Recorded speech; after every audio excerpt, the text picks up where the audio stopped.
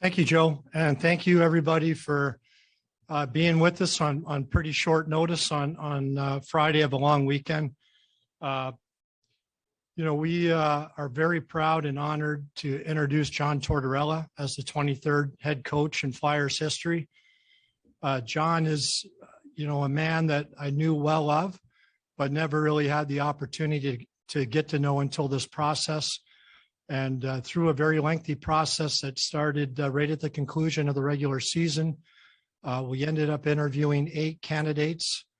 And then a few of those candidates had second interviews as well. And at the end of a very good, long, exhaustive process, we're very proud today to introduce John. And he is the right coach at this time for the Philadelphia Flyers. So I know you guys have a lot of questions, and with that, we can get at it. Okay, we'll open up the floor for questions. Again, please use the raise hand function if you wish to ask either of them a question. Olivia Reiner, you're on with Chuck and John. Go ahead. Hi, John. Welcome. In the release that we received, you mentioned that from your first conversation with Chuck that you knew this was the right fit for you. What gave you the confidence that this was the opportunity for you?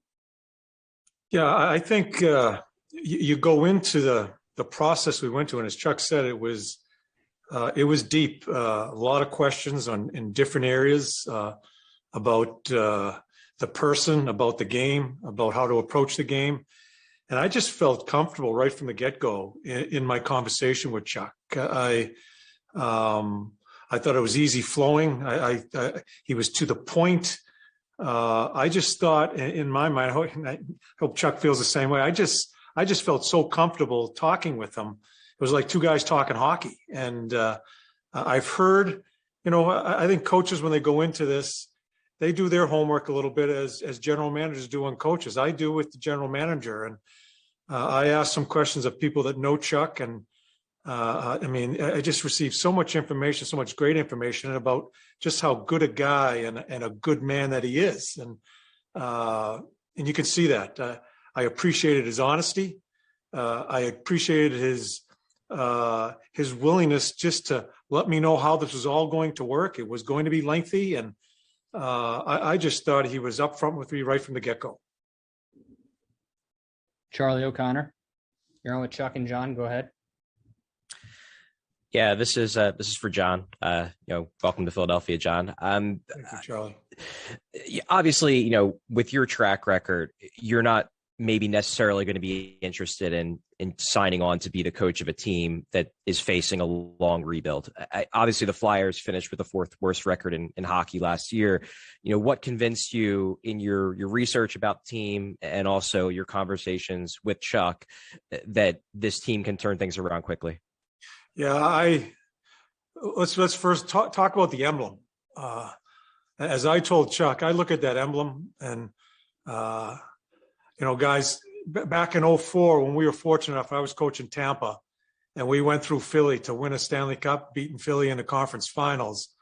I remember telling my wife, and I told Chuck this story, man, that is a place I would love an opportunity to be and coach. The passion of the people, the building, everything about the city, it was really neat for me. And I remember when my first meeting with Chuck, when we started this, he wore a short shirt with the emblem, and I said, man, that's where I want to be. That's an opportunity that I have right now as I speak with you, and I know Chuck wants to get going here. And turn it around. I am not going to critique anything that's happened before. I know it's been a little bit of a struggle. I think Chuck and I spoke the same language and how we get this fixed quickly.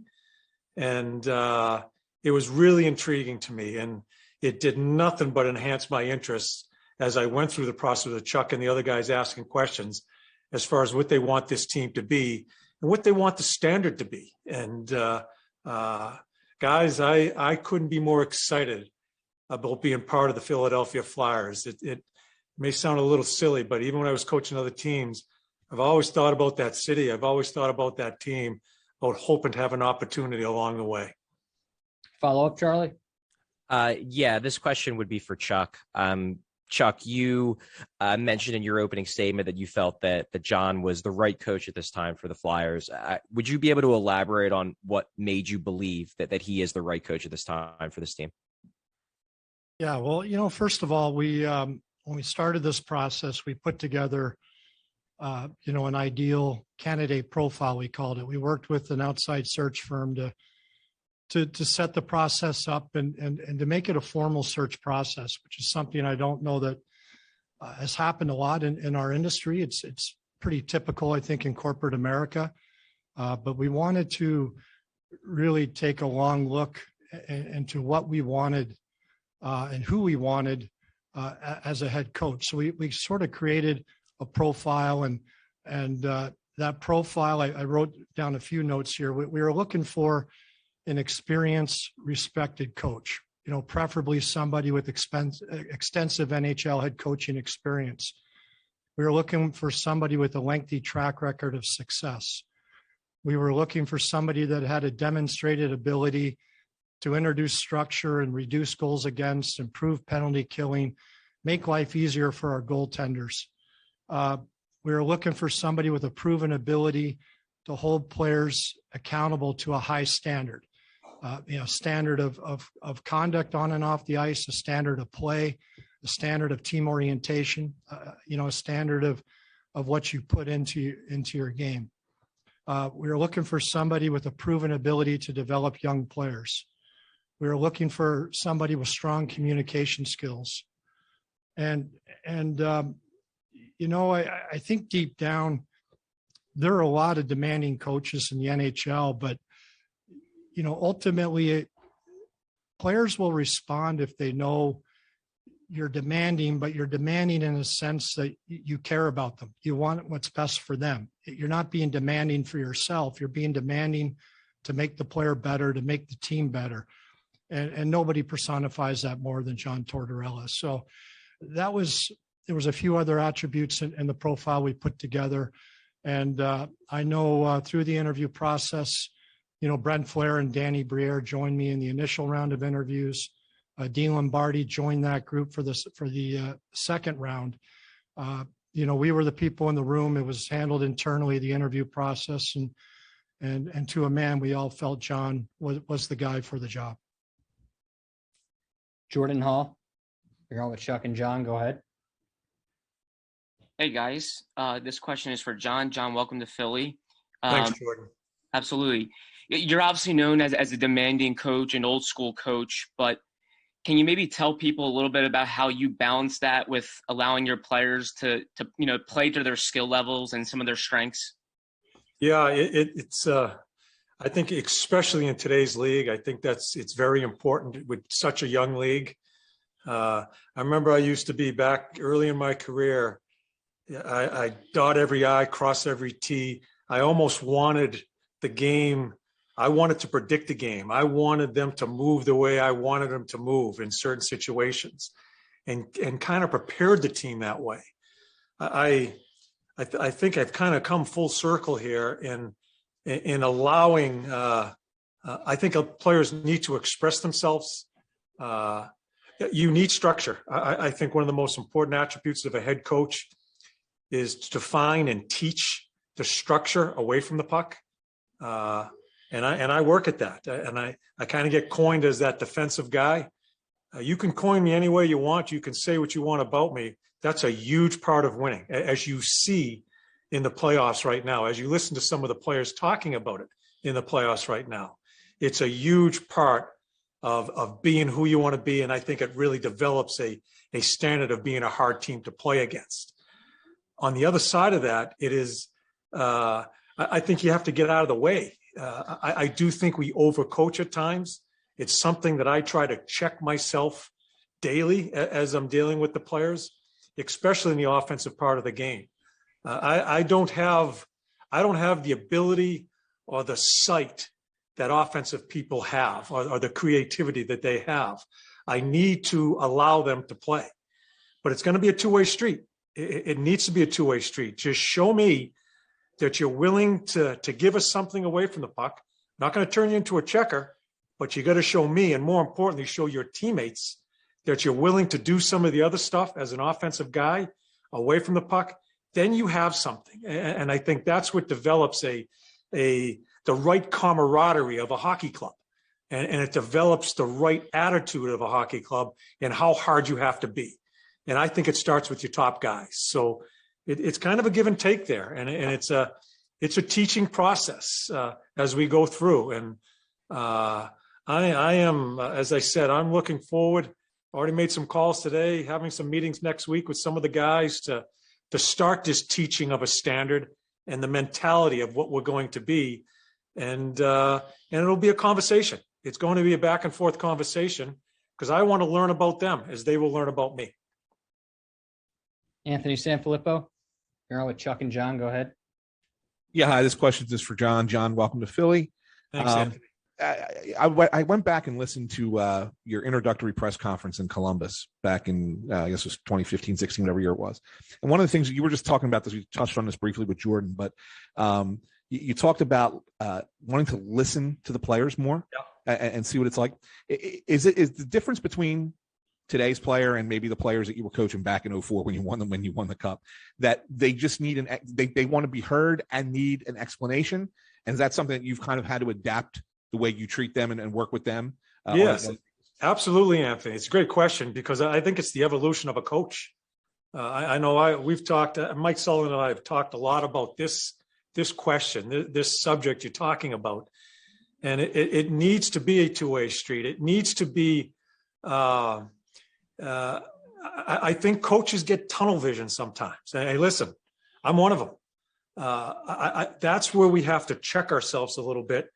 And even though you want to maybe kind of jump in a conversation, maybe just stop for a couple of minutes and continue to listen. I do think the young athlete, it's a different athlete right now. That's a huge part of a coach's responsibility, is to work with the different athletes as you go through. As long as I've been in the league, I've seen it go up and down and different avenues as what the athletes are. So we have to make that adjustment. And having said that, there's a fine line there, guys. You can't allow it to run amok, and that's when you get into problems and you lose that standard, you lose that team concept of the merit of playing in the National Hockey League, of becoming a pro.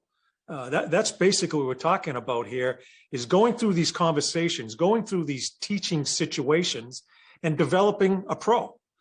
I don't know, as I told Chuck in the conversations I had with him, I don't know what I enjoy most is trying to develop the hockey player or trying to develop the person, because it's pretty cool. I'm developing a person in a locker room. My daughter's a school teacher. She's developing young kids in a classroom. My son's in the Army. He's a leader of men. He's developing people there. But it's all the same thing, is trying to develop the people. And we have to make changes as coaches, as athletes are different. And I'm looking forward to listening.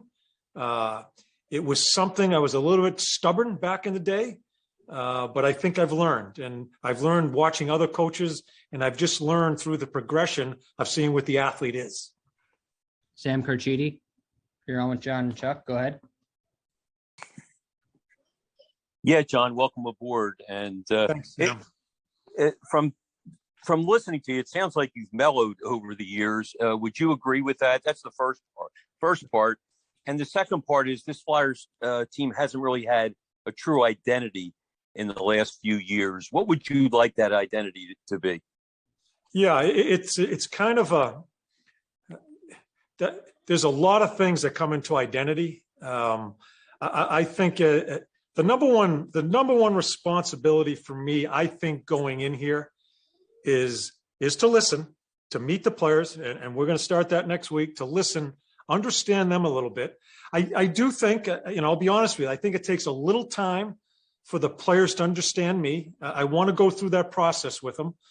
And then you start getting into the teaching of the game.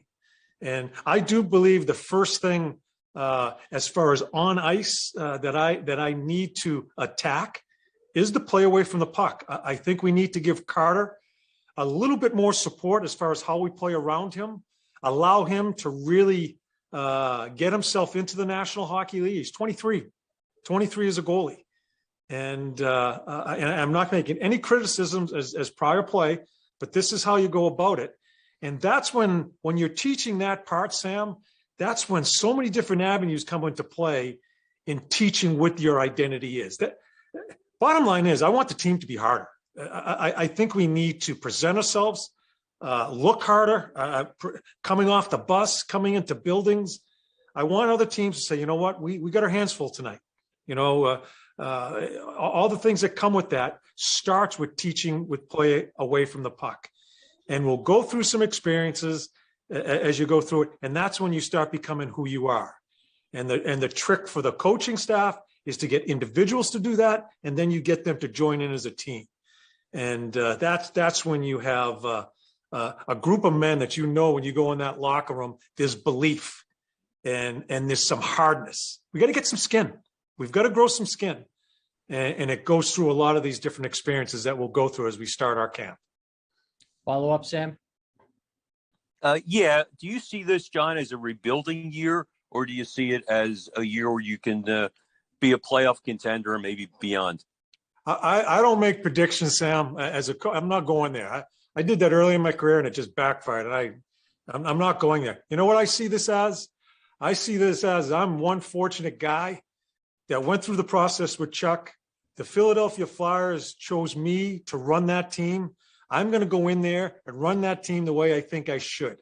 I'm looking to try to win games. I'm trying to get our team ready to be the right people, the right pros, and play as a team. And then we'll take it one day at a time. I'm not going to look ahead. I'm going to focus on just an unbelievable opportunity I have to coach with that emblem. Adam Kimmelman, you're on with Chuck and John. Go ahead. Yeah, hi. This is questions for John. Welcome to Philadelphia, John. You have the perspective of being able to watch this team on TV. You've coached against a number of these players. I'm curious, is there anybody on this group that you're most looking forward to working with that you haven't worked in the past, that you're just intrigued by what you can learn from them from being around them on a day-to-day basis? You know, I don't have any one particular guy, Adam, because I know Cam. I coached him for 4 or 5 years. I don't know a lot of other guys. I want them to talk to me as we go through the summer meetings with them. I want to try to get an idea. You guys can tell me who they are. Chuck can tell me who they are. I need to see it. I need to experience them sitting down off season. I need to see it in practice. I need to see it maybe in some conflict along the way, as we may have a disagreement or two along the way, and see who they are, and coach them accordingly that way. So I'm not gonna pick out one guy because I don't know a lot of the players, and I'm looking for the opportunity for me to get to know them and them to get to know me, and then let's get at it. And as you said, I kind of get put in a box. I'm going to coach hard, but I'm always going to be fair with these guys, and they will have total honesty from me. They're going to know where they stand each and every day. And I think that enhances communication and it enhances honesty coming from the player also. And that's how we're going to approach it. Bill Meltzer, you're on with Chuck and John. Go ahead. Yeah, first of all, welcome aboard, John. But I guess my first question is, do you have a timetable for setting up your assistant coaching staff? And what are the attributes you look in putting together a staff, you and Chuck? Yeah, Chuck and I are going to do this together. We talked about this Thursday, and we both have a list. I asked Chuck for his help. We're certainly, I'm not going to get into a lot of the conversation, but we're certainly looking for, we want to get a guy that's going to help us on our power play. I think a lot of teams look for that guy. I know Chuck and I were throwing names around when I was with him the other day. That's ongoing right now. We're just starting. I mean, I'm kind of swimming upstream here and just trying to get, after meeting with Chuck, getting things done, meeting with you guys. We're going to get to that. I'm going to be in the office there for a few days next week, and we'll have more conversations about that. But certainly, I'll give you that. I'd like to couple a power play guy into a coach that can also be with an offensive guy and help him along the way, maybe individually with tape. I mean, who the hell am I to sit down with an offensive guy that sees the ice the way these guys do and try to communicate that with him? I want some help there, and I want some guy to help us with our power play in that way too. So we'll get together and go through that process. Follow up, Bill? Yes, I do. John, when we had exit day with the players, kind of the beginning of the process of hiring a coach, Cam Atkinson was talking about things that he had learned from you in Columbus, the importance of practice and preparation, taking the way you practice into the way you play in games, just a general attitude and demeanor of professionalism. So my question to you is, you talked about watching players grow, not just as on the ice, but as people. How did you see Cam, grow as a hockey player, and I guess as a person as well over your years together? Yeah, when I first got there, Cam was being sat out, and I'm not sure what happened. It was 8 games into a season. I'm not sure what happened, but when I first, Cam was stubborn. I like his stubbornness. I think players of that quality, of what he has to do in the size that he is, and what he has to do as a player in the National Hockey League and be a top-notch player like he is, you got to have that stubbornness. So we went back and forth, and it took us a while because I asked for more. I think Cam was comfortable coming to practice and practicing. If you come to practice and practice, you didn't do your work. You come to practice and you be ready to practice. You have a readiness about you, and I think that it comes off of how leadership presents themselves in the locker room on a practice day. And it took us a little while for a number of guys in Columbus to understand you're not just going to practice to get through it. We're going to practice for a purpose, and we're going to go hard. And so Cam and I went through a number of different roads and sat Cam out a few times along the way. But I look at that guy now and what he's become, how hard he plays, how he's grown as a leader, and has grown as a person. I'm very fortunate to spend some time with him, and I kind of rely on him sometimes. I relied on him in Columbus as your relationship changes. As a coach, you have to remember you put them through the paces, and they grow. Show them a little respect. You need to back off and allow them to maybe help you a little bit.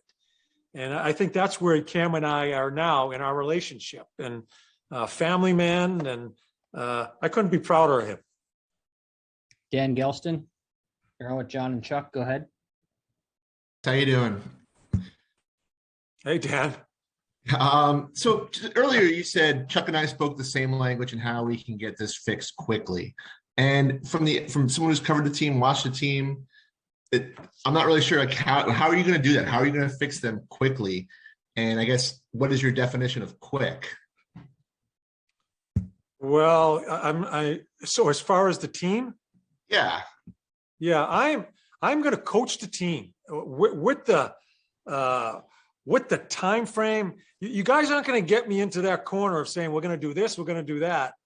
I am going to coach that team hard right away. We are going to. It's going to be a very difficult camp, a high volume of skating. They will be told about this during the summer here as far as how we're going to approach this. I guess that's what I'm saying to you. We're attacking it. It's not going to be, I guess it's a rebuild, a retool, whatever language that's used.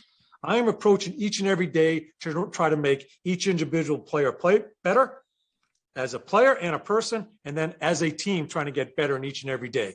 That will take care of the time frame. Wherever it goes, it goes. But I'm not going to calmly go about it in, all right, let's just back them off a little bit. We still have some struggles in this area here. And because we had a tough year last, let's just try to grow very slowly. We're going at it. And the speed of it will be whatever happens with it.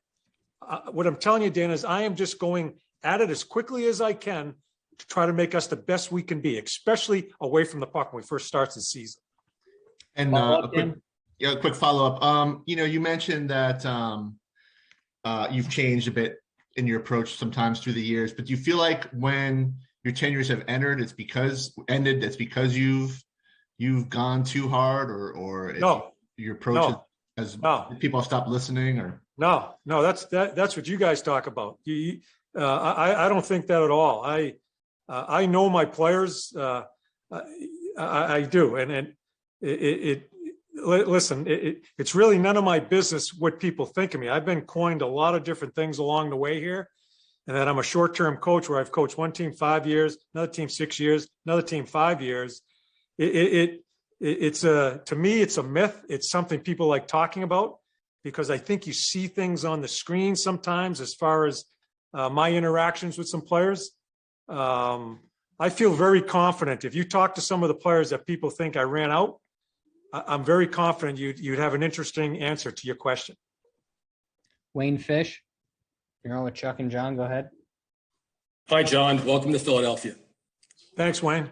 On a lighter note, there's a strong connection here with Boston, and I'm wondering if perhaps this opportunity might afford itself to a little kidding around with some of the players that you know from the Boston area. I'm not sure what you're asking me, Wayne. Well, in other words, you guys like Kevin Hayes, Cam, they all have this in origin and sort of like speak the language of Boston. Can that help us? Connection there? Yeah, with Cam's down the street from me here out in New York, out in Connecticut now, and with Hazy, Kevin was one of my first calls today when I got back from Philly. He was one of my first calls today. I'm trying to meet with him, whether we meet in Boston or meet in Philly. I don't know him that well, Wayne. I hear great things about the type of person he is. He's very likable. Obviously had some family situations along the way here. I'm not sure who asked me the question where you try to pick out one player that you really, maybe I fibbed a little bit here. I'm really interested in talking to Kevin because I think Kevin is one that I'm anxious to work with because I think there's more there. I think he's a huge piece to the puzzle up the middle of the ice for this organization with Sean, him, and so he's one I'm going to try to talk to right away. And I'm not used talking about. I'm not going to be joking. I'm going to be interested to hear what he has to say. I hear he's a tremendous guy, and I want to try to help him because if I can help him and make him understand that we're going to try to get him to another level, what does he do for the Flyer organization up the middle of the ice? I mean, I've watched him from afar, and there's more there, and it's my responsibility to try to get that out of him. I hope that answers your question. Stephanie Driver, you're on with Chuck and John. Go ahead. Hi, Chuck, and welcome to Philadelphia, John. Thank you. So the interview process is just as much about you interviewing the Flyers as it is them interviewing you. What is it about this team and this organization that really got you excited about taking this job? Yeah, and Chuck was, Chuck was fantastic in allowing me to ask questions. Again, I'm pretty inexperienced in the interview process. I really haven't interviewed a whole bunch in my career. And I wasn't sure what to expect. And, I had questions. He was fan. Even when we met Thursday, I had a number of questions, and I thought we had a great conversation about a lot of things moving ahead here. So I think that's really important. You talk about coaches and players. I think it's the same thing with general managers and coaches. I think it's a huge part of success is being able to communicate with one another, and he allowed that. So I was really it was fun for me. I loved the conversation because, hey, I've been out here, with horses and dogs. I've been shoveling a lot of shit out here for the past 8 or 9 months. Excuse my language, but I wanted to talk hockey, and it was a blast to talk hockey with those guys. And now I feel so very fortunate that I'm going to be part of the Philadelphia Flyer organization. To answer your question, it's the Philadelphia Flyers.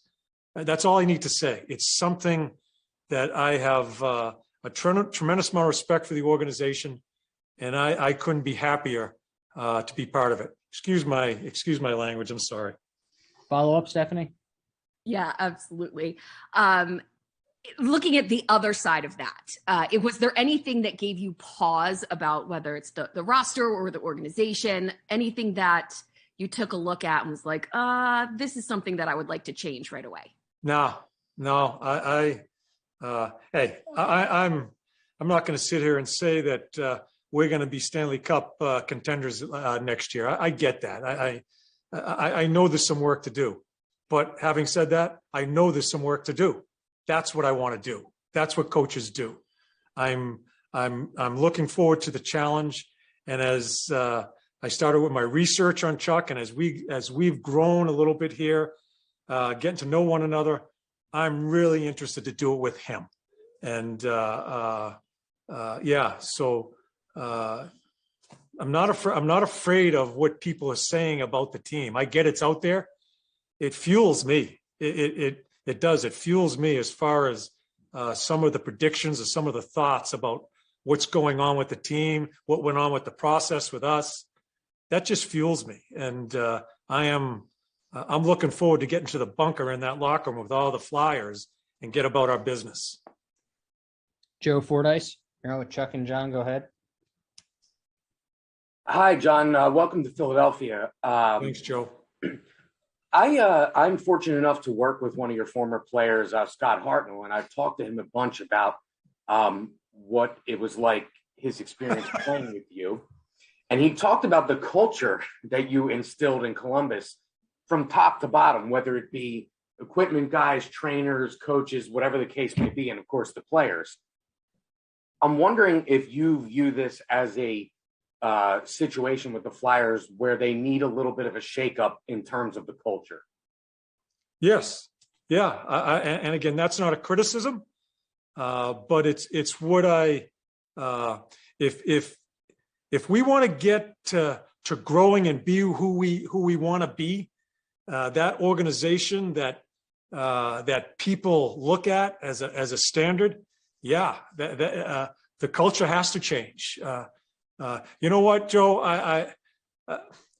Culture, accountability, all those words, they're really cool summertime words. People like saying those things during the summer. I think us as coaches, when we get the job, it's about the culture, changing the account, all that stuff. Really easy to say, really difficult to do. That's an everyday process. That's a process that I can't let things go in certain situations on a Tuesday. And I say, you know what? It's been a long day. I'll get that Wednesday. No, because something else is going to happen Wednesday, probably. I think that's the type of the discipline I think a coach needs to get the culture. I hate using the word. I just call it standard. I want our guys to be proud of themselves. I want you guys, I want our fans to be proud of us, how we look, how we present ourselves, how we attack the game, how we handle situations in the blue paint. If you're talking about on the ice, how we stick up for one another in certain situations. I want people to feel proud of that. And that's when you get the camaraderie. When Kevin Hayes goes out there and blocks a shot at a huge time in the game, what does that do for your bench? You know, those are all situations that come into play to get your team to be what you want them to be. And then when you get there, when you go in the room, you feel it. You can feel it. And there's not a cooler feeling in the world from a coach's point of view going into a locker room and know there's belief there and that they care about one another and they're going to do the things they need to do to be that hard Philadelphia Flyer team. Okay, we have time for a few more questions. Ariel Melendez, you're on with Chuck and John. Go ahead. Hey, John. Welcome to Philadelphia. Thanks, Ariel. We've kind of talked about a lot of your former players, Cam Atkinson, Scott Hartnell, and a lot of these guys, as we've seen, say, you're a tough guy to play for in the moment, but afterwards, you know, when you're gone or whether they've moved on, they're like, you know what? He did a lot. He really helped me. Kind of in your eyes, what do you think that relationship has been like between you and the players that's kind of allowed them to kind of grow and be like, you know what? He really did something for me. Yeah, it's a great question, Ariel. And I think someone else is asking questions about running people out of teams and stuff like that. I'm not in the business to embarrass people. I'm not in the business to run people out of organizations. I'm in the business, and I'll tell you all right now, my job is to push athletes to levels that they're not used to getting to. And I'm going to do that. I've made mistakes. I've pushed too hard at certain times, and I've made mistakes along the way. But that is my job. And I'm going to do it fairly, and I'm always going to do it honestly. They'll always know why. And as you go through it, and there's some conflict along the way, and there is going to be conflict. There's honesty amongst a player and a coach when you're in that, maybe that crescendo of trying to get them to that spot. When you get there and you have those conversations, they will know that I care about them. And why I'm doing this is because if I didn't, I would not be doing my job for them. And I don't get the confusion about trying to push athletes. I just don't understand the confusion. A player's coach or a hard coach, I don't agree with that. A coach's job is to make them the absolute best people they can be and the absolute best player they can be. And it's not by pushing them there. I'm going to push them there. And as we go through it, and you go through all that, so Scotty Hartnell, I had to wrestle the room away from him in Columbus. I didn't like the room when I went into Columbus. Him and I had wrestling matches about this, and I benched Scotty. We had so many different conversations. But as we got through it, I loved the man. And he was so good for us as we moved on with that team, with his leadership. And that's where relationships are. And so the nonsense about hardness and quitting on you, I don't buy it, and I never will. And I've made mistakes, but we always have those conversations, and they're going to know that I care about them, and they know, and they'll eventually find out why I do the things I do. Rob Parent, you're on with Chuck and John. Go ahead. Hey, John, good luck here. Thanks, Rob. You had mentioned earlier about being short stays, 5 years, 6 years. That's actually really long stays for a head coach. And it just seems getting more and more like that. Do you have a comment on that, or how long ago did you kind of accept that maybe in your career? As far as being a short-term coach? Just the fact that the coaching business is a short-term situation in the NHL. Yeah. I'll tell you, Rob, and I'll be honest with you guys, coaches hate hearing that there's a shelf life for a coach. We hate hearing it. But I'll be honest with you, as the game has gone on here, and where the athlete is now, the type of athlete we're coaching now, and more and more communication from them, which is terrific. Again, there's a fine line, though, because you can create a monster, too, and allowing to get too far away from you. I do think there is a shelf life for a coach. I do think there is. And you ask any coach, I listen to Butchie gets fired out of Boston and a number of other coaches. We all know that. We all know that's going to happen. And that's the world we live in. And those aren't, it's not our decisions. Listen, Yarmo and I out in Columbus was there for 6 years. Yarmo and I had some honest conversations after my 5th year. I felt it was time for me to go. I think I did the stuff I needed to do. I could see the team was going to change. I couldn't do the same things in building the team with the people I just went through building the club, if that makes sense. And I think we kind of came to that it's time to go. Stayed another year, didn't have a good year, maybe stayed too long. And I admit to that, but I think that's what was really cool for me and Yarmo is we both kind of knew it was time. He showed me the respect of asking me how much longer I wanted to coach. And I kind of told him, I think it's probably time for me to go. So those are the conversations you have with your general manager. And so I think I think coaches accept it more now than back in the day. We're a little bit more stubborn about it, but I do think there is a shelf life for a coach. Olivia Reiner, you're on with Chuck and John. Go ahead. Hi again, John. You spent this past year away from the NHL coaching world. I'm curious, what kind of perspective did you gain on your own career, on the sport, just by not being a part of this? First of all, it was great for me, my wife, my kids. It was a year that, it's a very busy time as a hockey coach, and I enjoyed that tremendously. We do a lot of work with animal welfare and got to sink our teeth into that a little bit more. But what I did, I was very fortunate to work at ESPN for a little bit, and it gave me a chance to step back. I got to listen to other coaches after games, what they're talking about. I got to look at different styles of play as the games are being played. I got to listen to players, how they interview and what they're saying. I learned a lot. I did. And especially watching how other coaches handle themselves. I think you need to, you can't be someone else. You need to have your own personality. But I learned a lot from listening to other coaches talk about the team and what they're looking for. This couples kind of with analytics. I think we get blinders on as coaches. I think analytics is it helped me kind of verify some things are going really well with the team. I thought they were, but that really verifies it. But it also helps you see, crap, we kind of missed this. And the numbers show that to me.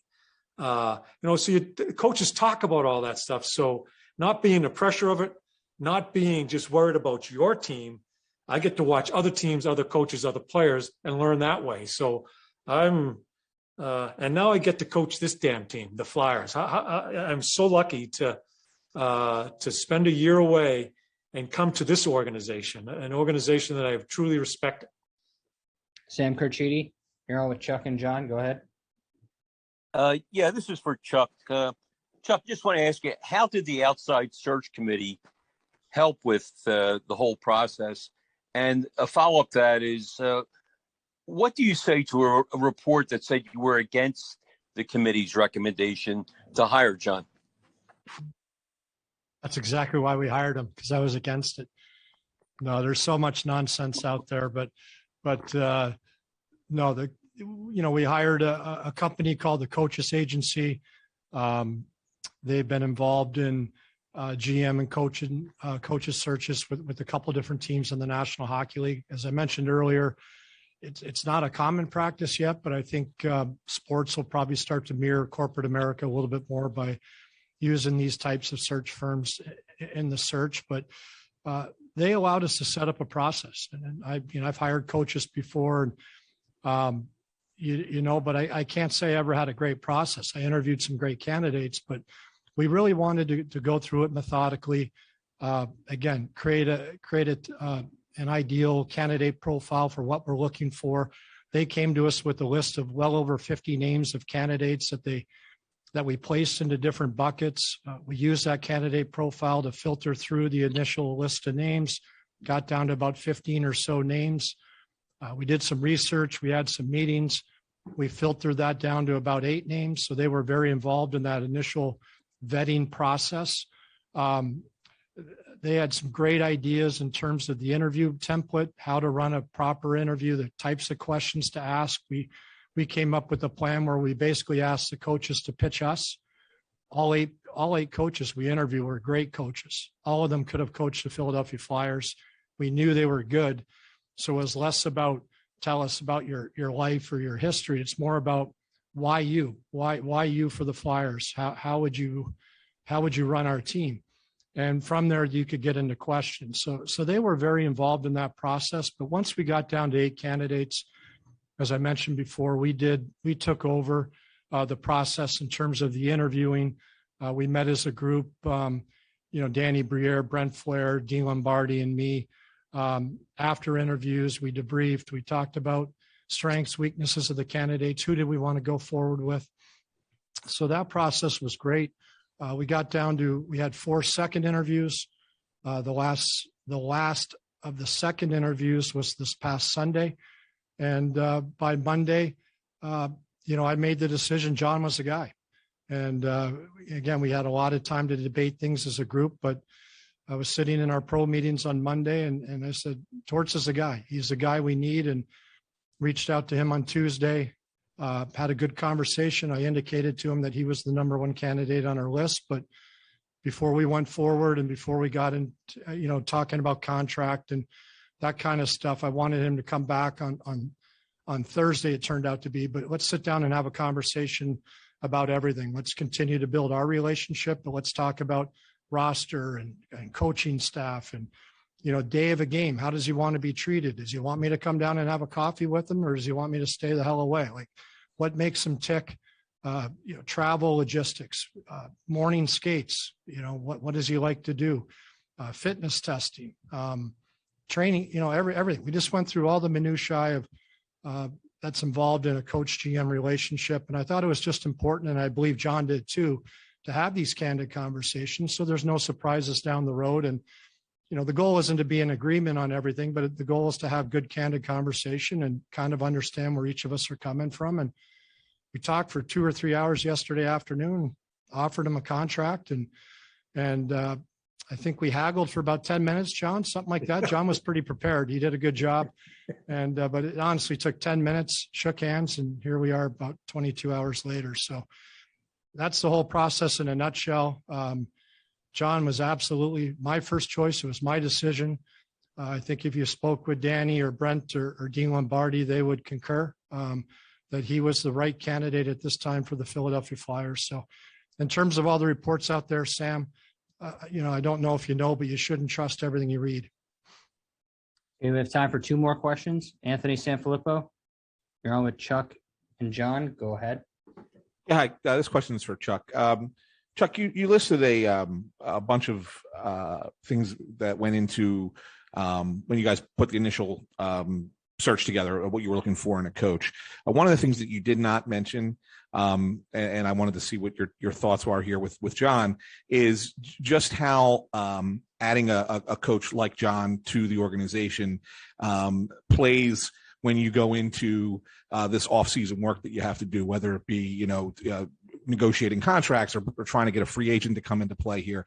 How much of that really comes in to say, hey, here's the coach that we have, and here's his experience, and here's why we think this would be a good fit for you. How much do you think that that's important when you're talking with those players? Well, look, all of the 8 coaches we ended up interviewing, all of them are tremendous people and very good coaches. And again, as I mentioned to you, all of them, I think, could have come in and helped the Philadelphia Flyers. So, in terms of selling our franchise or having a coach impact those types of things, John is respected immensely throughout the industry. We did our homework. We spoke to former players and spoke with agents, spoke with people he'd coached with, spoke with managers that worked with him, spoke with league officials. And John is universally respected and admired for his body of work. And I think it'll be a huge plus as we go forward and sell the Flyers. But what we were looking for were the things that I laid out before. And John fits the bill the best. And we're very fortunate that he agreed to come to Philadelphia. I think you saw the passion, his honesty, even in the way he answered your questions today. And that's what we have to look forward to. And our last question before we wrap things up, Charlie O'Connor. You're on with Chuck and John. Go ahead. Yeah, this is for Chuck. It kind of jumps off the last question a bit. Obviously you've been working on not just the coaching search, but also your plan for the offseason. And you didn't necessarily know going into the offseason who the coach was going to be. Now that the coaching decision has been made, now that it's John is going to be the coach, I guess, number one, does getting a coach with the track record of John Tortorella, does that make it more likely for you guys to be more aggressive this summer in terms of trades and free agency? And also, as a follow-up to that, how much will John play a role in impacting the decisions that are made from a roster standpoint? Well, look, as for the offseason, as I mentioned before, we're going to try to be aggressive in improving our team. We're going to look at every avenue to get better. We live in a cap world, so that certainly creates some challenges for every team. And fortunately, we're not quite as hamstrung as several teams that have real challenges. But, that's the reality of the world we look in, but we're going to look at trades. We're going to look at free agency. Clearly, we're going to have some young players that are going to have an opportunity to earn a spot on our team. As I mentioned before, John's track record of developing young players is really impressive and a really important part of why he's here now. So, but John, like every coach I've worked with, it's a collaborative process. I think it's really important to get their vision on the type of roster they want to coach. I mean, ultimately, it's my decision, but every manager takes into account how a coach wants to have a roster, the ideal composition of your bottom six or whatever it may be. So clearly there's going to be a lot of communication as we build this together, but we're going to still aggressively look at every way to get better. And as John has spoken to a lot today, really we have to look inside here too. There's a lot of things we can do to improve what we have and to improve the standards that we hold ourselves to get in better shape.